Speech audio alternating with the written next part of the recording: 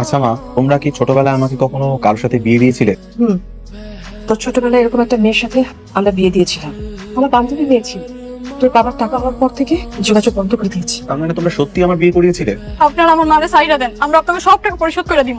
এই কথা গত 6 মাস যাবত শুনতেছি। কিস্তি দেওয়ার সময় শর্ত ছিল না প্রতি মাসে মাসে কিস্তি পরিশোধ করতে হবে? দিয়া দিমু তো, আপনাকে টাকা না দিয়ে কই যাবো কোন? আমাকে কয়েকদিন সময় দেন। কি চাচি, টাকা দিবা নাকি তোমার মায়ের দিয়ে দিবা? এইগুলো আপনারা কি করতেছেন বাবা? তো মায়ের দিয়া অনেক টাকা ইনকাম করা যাবে। আল্লাহ দয়া লাগে, আপনারা আমার মায়ের নিয়ে এমন কথা কথা করেন না।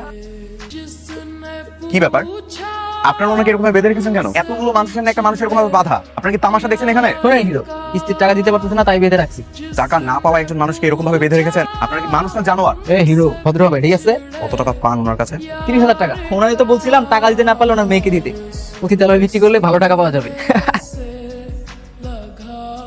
এখানে 50,000 টাকা আছে, নিজের টাকাটা বুঝে নিবি আর বাকিটা রেখে দিস। যা এখান থেকে। 50,000 টাকা দিয়ে কিনে নিলেন, বড় লোক তো, হিসাব ঠিকই আছে। 3-4টা রুটি তো এমনও লাগে। হ্যাঁ, ওদেরকে 2 মিনিট টাইম দিলাম, 2 মিনিটের মধ্যে যদি এখান থেকে না পালাস না, হাত পা ভেঙে হসপিটালে ভর্তি করবো। যা এখান থেকে। এই চল, টাকা তো পেয়ে গেছি। এই আপনারা সবাই কি দেখতেছেন? যান এখান থেকে। হ্যালো, কি?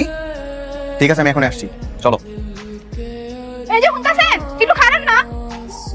আপনার মাল্লা কথা কইছিলেন, আমগো বিয়ের কথা জিগাইছিলেন? হ্যাঁ করেছি। কি কইলো আপনার মা? নিশ্চয়ই এতদিন পর আমার কথা শুনে খুশি হয়েছে, তাই না? আমার মা তোমাকে চেনেই না, আর আমি খুব ভালো করেই বুঝতে পারছি যে তুমি কথায় কথায় মিথ্যা বলার বানোয়াট কথা বল। ফার্দার আর এভাবে করে আমাকে বিরক্ত করবা না। নাও গেট লস্ট।